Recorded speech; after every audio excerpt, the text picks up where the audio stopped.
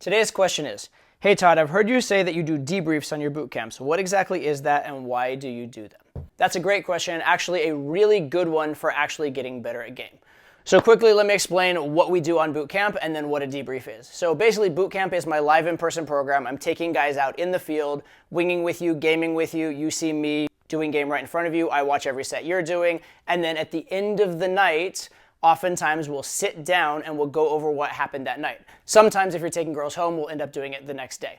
But the point is, we get an experience in field, we get an experience out there in the real world, and then the way to improve and do better the next time is you want to go over that experience afterwards. You want to say, what went well, what went poorly, what do I need to work on, what can I add into my game, what should I be taking out of my game? And you need to put this thought in because otherwise you're just repeating the same mistakes over and over again. You're just going in circles. So the way I think you should learn game globally is you need to get some experiences in the field and figure out what you're struggling with and what you're doing well. Then you do some analysis. You take that analysis, you have a takeaway, some ideas of things you want to try the next time you go out. Then you go out, try those things, see what worked, do some more analysis, figure out new steps you want to take, and then go out again. So it's essentially a scientific method where you're doing experiments, analyzing those experiments, and then doing new experiments based on that analysis. You need the real world situation to tell you what to work on, but you need to actually think afterwards. There are a lot of acceptable ways to do a debrief. The most important thing is that you're thinking analytically about your game. However, a really good format that I use often is this. I like to ask students what were the 2 or 3 best approaches of the night and why.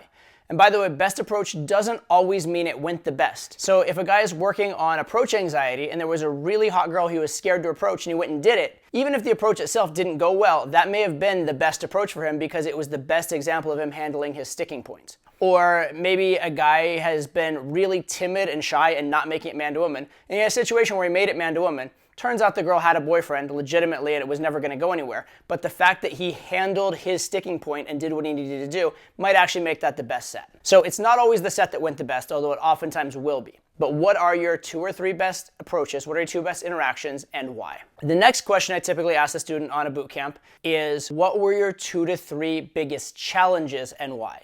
And in this case, again, I want to emphasize that biggest challenge does not equate to worst approach. So if you walk up to a girl and get rejected without getting 2 words out of your mouth, that may well not be your biggest challenge for the night. Very often, if, say, for example, you were with a girl for 3 hours and you tried to take her home and that didn't work and you got hung up on some issue with her friends, that's probably the biggest, most relevant challenge of the night because that's the thing that was most directly responsible for you not taking a girl home, not forming a relationship, not meeting someone new that's going to last that night. Also, when you're looking at biggest challenges, it's good to look at patterns.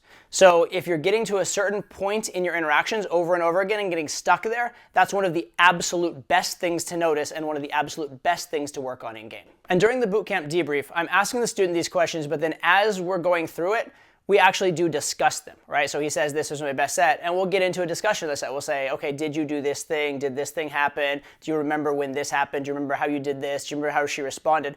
And we're really kind of reliving the important points of the night. And I try and let the student guide the conversation to some extent because I want him to learn how to debrief himself after the program. One of the big goals I have on program is to not only get the students better on the program, but to give them the tools to keep improving after the program. So I usually let them debrief themselves to some extent first, but then I jump in with my thoughts, my insights, the things I saw. And oftentimes I may just give them new information, but oftentimes I will ask them a leading question. Say, why do you think she might have done that? Or what do you think you could have done next time in that situation? So I'm teaching them how to think for themselves. I'm teaching them how to find their own answers if possible. And then if they're really struggling, I'll just jump in and give them the answer that I think is appropriate. By the time we've discussed in depth what your good approaches were, and then we've also discussed in depth what you struggled with, students are starting to have a pretty holistic picture of how their nights went. And this last segment, which is actually the most important, actually what we're trying to get out of the discussion, usually comes pretty easily, which is what are your biggest takeaways? Right? And the biggest takeaways are the things that they revealed to themselves through their analysis, or oftentimes the things I threw in, I added a detail like, oh, I never thought of that. Oh, that's brilliant. Those kind of things that are epiphanies for them. You want to not just have the epiphany, you want to not just have the new thought, but it's also important to make it actionable. Just having a new insight in your game is great, but having a new insight and then a plan of what to do with it, a plan of how to implement it the next time you go out is what you're really looking for. And when I talk about the takeaways for the night, instead of being 2 or 3, usually I say, what is your one biggest takeaway for the night possibly 2. Because there's this idea in game and in improving in anything that focusing on everything is the same as focusing on nothing. You need to hone in very specifically. And the next time you go out, you should be focused on doing one specific thing differently, one specific thing better. And this sort of follows the scientific method as well, where you have this experimental process. You want to change one variable at a time and see what happens. It doesn't always have to be literally just one variable though. Like say for example, you may have one thing you're working on early in the interaction and one thing you're working on later, and the two don't really conflict with each other, so you can get a true sense of whether one's working and whether the other is working independent of each other. But you want to keep it simple. You want to keep it to just a few things because, again, focusing on everything is the same as focusing on nothing. And then, of course, having debriefed, you're going to understand your night better. You're going to have relived it, so you have just actually literally gotten more repetitions by replaying it in your mind. And then you also have takeaways and things to work on for the next night out. And then we try very hard for the next session to work on those specific things. So overall, the structure of the boot camp is we go out and have some experiences in the real world. Then we come back and analyze those, go through them, try and figure out the best takeaways and the best game plan for the next session. Then we go out and try it. Then we do another breakdown session and then another live session talking to real girls. And I try and have several of these sessions, both of in-field and analysis on the program, so that students can make rapid, dramatic changes and they can get through not just one sticking point, but a series of different sticking points on the program. But it is very critical not to just go out and go through the reps. It's very critical to do this analysis. And as you're teaching yourself, you want to do the same thing to the best of your ability. Now, obviously, it's not quite the same as when you have a coach there guiding you who has years and years of experience, but the process is still very, very similar, and the process is still equally critical. You need to be asking yourself, what did I do well and why? What did I struggle with and why? And then what can I take away? What can I implement next time? How can I improve a little bit? Because if you don't have a plan to improve from session to session, you're going to stagnate. You're just going to spin your wheels.